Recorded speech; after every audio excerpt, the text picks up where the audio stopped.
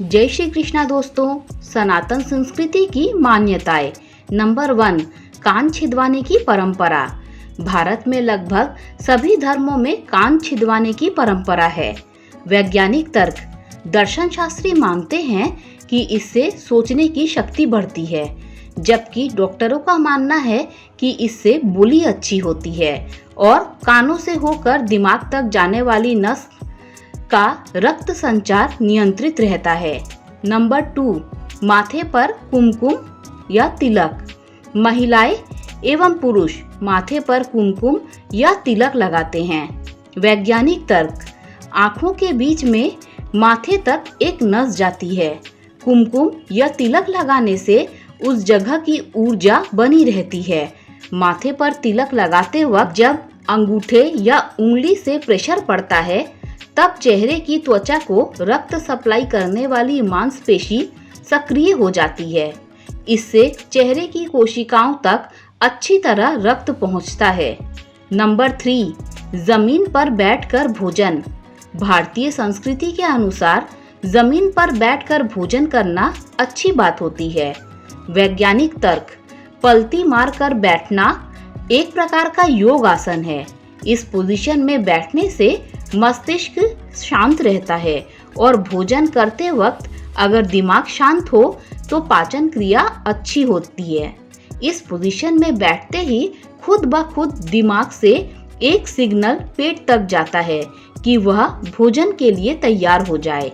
Number 4, हाथ जोड़कर नमस्ते करना। जब किसी से मिलते हैं तो हाथ जोड़कर नमस्ते अथवा नमस्कार करते हैं। वैज्ञानिक तर्क।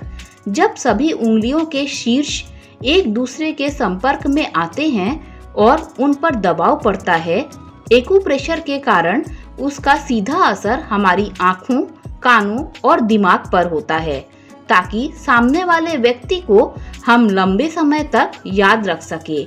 दूसरा तर्क यह है कि हाथ मिलाने के बजाय अगर आप नमस्ते करते हैं तो सामने वाले के शरीर के कीटाणु आप तक नहीं पहुंच सकते। अगर सामने वाले को स्वाइन फ्लू भी है तो यह वायरस आप तक नहीं पहुंचेगा। नंबर 5, भोजन की शुरुआत तीखे से और अंत मीठे से। जब भी कोई धार्मिक या पारिवारिक अनुष्ठान होता है तो भोजन की शुरुआत तीखे से और अंत मीठे से होता है। वैज्ञानिक तर्क। तीखा खाने से हमारे पेट के अंदर पाचन तत्व और अम्ल सक्रिय हो जाते हैं, जिससे पाचन तंत्र ठीक तरह से संचालित होता है।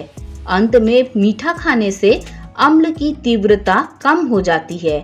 इससे पेट में जलन नहीं होती है। नंबर 6, पीपल की पूजा। तमाम लोग सोचते हैं कि पीपल की पूजा करने से भूत प्रेत दूर भागते हैं। वैज्ञानिक तर्क। इसकी पूजा इसलिए की जाती है ताकि इस पेड़ के प्रति लोगों का सम्मान बढ़े और उन्हें काटे नहीं। पीपल एकमात्र ऐसा पेड़ है जो रात में भी ऑक्सीजन प्रवाहित करता है। नंबर 7, दक्षिण की तरफ सिर करके सोना। दक्षिण की तरफ कोई पैर करके सोता है तो लोग कहते हैं कि बुरे सपने आएंगे, भूत प्रेत का साया आ जाएगा आदि। इसीलिए उत्तर की ओर पैर करके सोएं। वैज्ञानिक तर्क।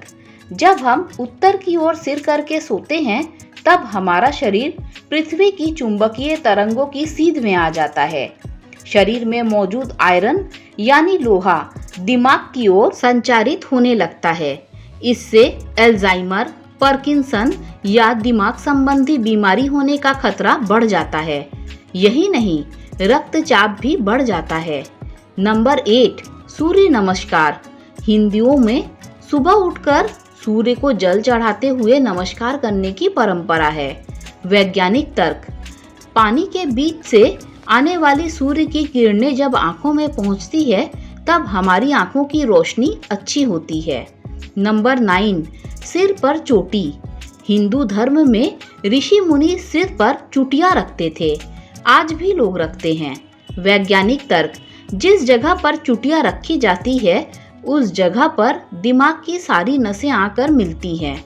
इससे दिमाग स्थिर रहता है और इंसान को क्रोध नहीं आता, सोचने की क्षमता बढ़ती है। नंबर 10, व्रत रखना। कोई भी पूजा पाठ या त्योहार होता है तो लोग व्रत रखते हैं। वैज्ञानिक तर्क। आयुर्वेद के अनुसार व्रत करने से पाचन क्रिया अच्छी होती है और फलाहार लेने से शरीर का डिटॉक्सिफिकेशन होता है, यानी उसमें से खराब तत्व बाहर निकलते हैं। शोधकर्ताओं के अनुसार व्रत करने से कैंसर का खतरा कम होता है। हृदय संबंधी रोगों, मधुमेह आदि रोग भी जल्दी नहीं लगते। नंबर 11, चरण स्पर्श करना। हिंदू मान्यता के अनुसार जब भी आप किसी बड़े से मिले तो उसके चरण स्पर्श करें। यह हम बच्चों को भी सिखाते हैं ताकि वे बड़ों का आदर करें। वैज्ञानिक तर्क। मस्तिष्क से निकलने वाली ऊर्जा हाथों और सामने वाले पैरों में होते हुए एक चक्र पूरा करती है। इसे कॉस्मिक एनर्जी का प्रवाह कहते हैं। इसमें 2 प्रकार से ऊर्जा का प्रवाह होता है, या तो बड़े के पैरों से होते हुए छोटों के हाथों तक, या फिर छोटों के हाथों से बड़ों के पैरों तक। नंबर 12, क्यों लगाया जाता है सिंदूर? शादीशुदा हिंदू महिलाएं सिंदूर लगाती हैं। वैज्ञानिक तर्क। सिंदूर में हल्दी, चूना और मरकरी होता है। यह मिश्रण शरीर के रक्तचाप को नियंत्रित करता है। चूंकि इससे यौन उत्तेजनाएं भी बढ़ती हैं, इसीलिए विधवा औरतों के लिए सिंदूर लगाना वर्जित है। इससे स्ट्रेस कम होता है। नंबर 13, तुलसी के पेड़ की पूजा। तुलसी की पूजा करने से घर में समृद्धि आती है, सुख शांति बनी रहती है। वैज्ञानिक तर्क। तुलसी इम्यून सिस्टम को मजबूत करती है, लिहाजा अगर घर में पेड़ होगा तो इसकी पत्तियों का इस्तेमाल भी होगा और उससे बीमारियां दूर होती हैं। अगर हिंदू परंपराओं से जुड़े ये वैज्ञानिक तर्क आपको वाकई पसंद आए हों तो इस वीडियो को शेयर कीजिए ताकि आगे से कोई भी इस परंपरा को ढकोसला ना कहे। एक गोत्र में शादी क्यों नहीं? वैज्ञानिक कारण। एक दिन डिस्कवरी पर जेनेटिक बीमारियों से संबंधित एक ज्ञानवर्धक कार्यक्रम देख रही थी। उस प्रोग्राम में एक अमेरिकी वैज्ञानिक ने कहा कि जेनेटिक बीमारी ना हो, इसका एक ही इलाज है और वो है सेपरेशन ऑफ जीन्स। मतलब अपने नज़दीकी रिश्तेदारों में विवाह नहीं करना चाहिए, क्योंकि नज़दीकी रिश्तेदारों में जीन्स सेपरेशन नहीं हो पाता है और जीन्स लिंक्ड बीमारियां जैसे हीमोफीलिया, कलर ब्लाइंडनेस और एल्बिनिज्म होने के 100% चांस होती है। फिर मुझे बहुत खुशी हुई जब उसी कार्यक्रम में ये दिखाया गया कि आखिर हिंदू धर्म में हजारों साल पहले जीन्स और डीएनए के बारे में कैसे लिखा गया है। हिंदुत्व में कुल 7 गोत्र होते हैं और एक गोत्र के लोग आपस में शादी नहीं कर सकते ताकि जीन्स सेपरेट रहे। उस वैज्ञानिक ने कहा कि आज पूरे विश्व को मानना पड़ेगा कि हिंदू धर्म ही विश्व का एकमात्र ऐसा धर्म है जो विज्ञान पर आधारित है। दोस्तों, वीडियो पसंद आई हो तो चैनल को सब्सक्राइब कर दीजिएगा। Thanks for watching this video.